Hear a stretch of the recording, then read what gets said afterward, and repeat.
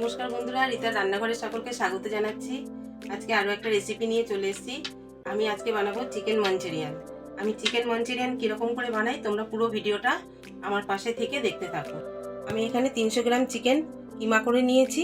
Capsicum, পেঁয়াজ, রসুন কুচি, আদা কুচি, একটা ডিম, আদা রসুনের পেস্ট, কর্নফ্লাওয়ার আর একটু পেঁয়াজ কুচি আলাদা নিয়েছি। প্রথমে আমি চিকেনটা ম্যারিনেট করে নিচ্ছি। দিচ্ছি পেঁয়াজ কুচি, একটু আদা রসুনের পেস্ট, একটু ভিনিগার দিচ্ছি, সোয়া সস, একটা ডিম, লবণ। এখন আমি এটাকে মেখে নিচ্ছি। একটু পরে আমি কর্নফ্লাওয়ার দেব।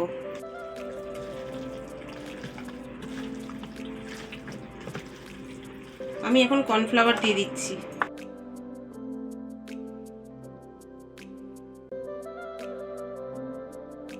আমি মেখে 10 মিনিট রেখে দিচ্ছি।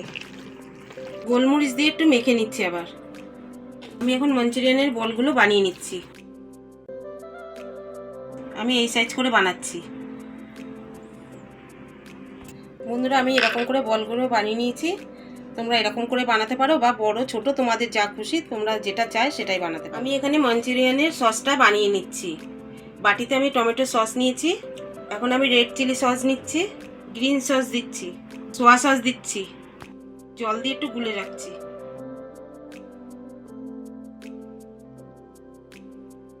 মাঞ্চুরিয়ানের বলগুলো আমি এখন ভেজে নিচ্ছি।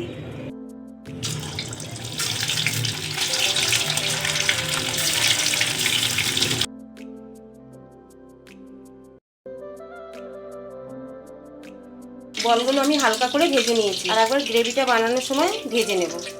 গ্রেভিটা বানানোর আগে ভালো করে মাঞ্চুরিয়ানের বলগুলো আমি আরেকবার ভেজে নিচ্ছি। দুবার করে ভাজলে ক্রিস্পি হবে। এখন আমি এটাকে লাল লাল করে ভেজে নেব।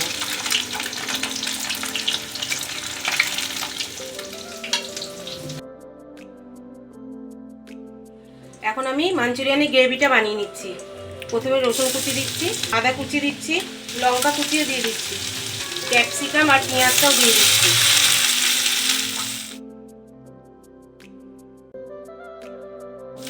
নুন দিচ্ছি।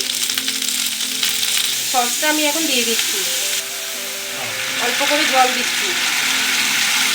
একটু চিনি দিয়ে দিচ্ছি, একটু কর্নফ্লাওয়ার গুলে দিয়ে দিচ্ছি। আমার মাঞ্চুরিয়ান হয়ে গেছে। আমি এখন নামিয়ে দিচ্ছি।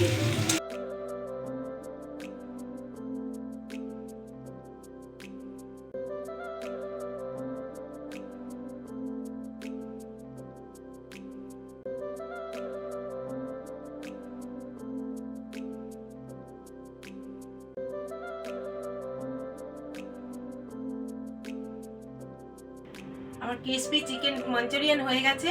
তোমরা এটা চাউমিন কিংবা মিক্স ফ্রাইড রাইসের সাথে বা কিংবা এমনি ফ্রাইড রাইসের সাথেও তোমরা খেতে পারো। খেয়ে দেখবে দারুণ লাগে, আলাদাই।